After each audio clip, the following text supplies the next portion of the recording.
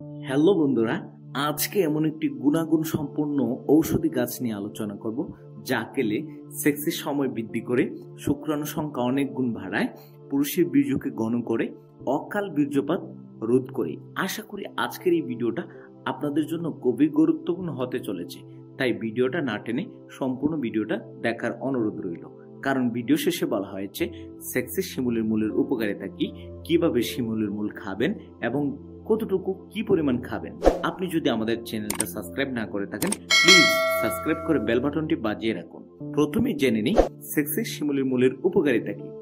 যৌন শক্তি বৃদ্ধিতে শিমুলের মূলের ঝুরি মেলা বাড়ায়, কারণ শিমুলের মূলকে বলা হয় প্রাকৃতিক ভায়াগ্রা।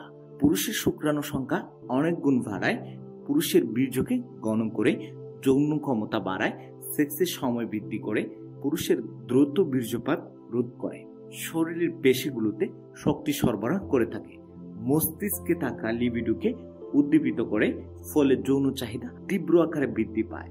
মহিলাদের অনেকের মাসিক সমস্যা রয়েছে, শিমুলের মূল মাসিক সমস্যা দূর করে।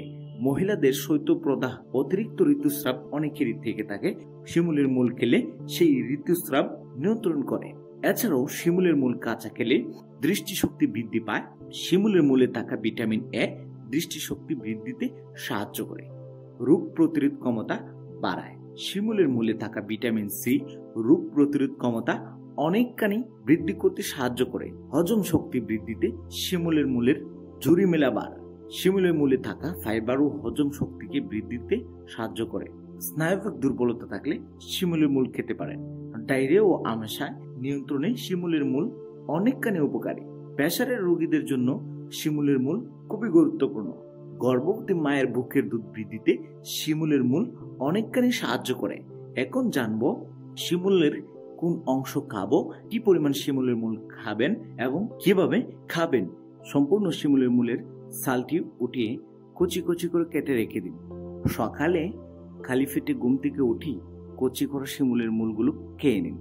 এভাবে আপনি 15 থেকে 21 দিন খাবেন।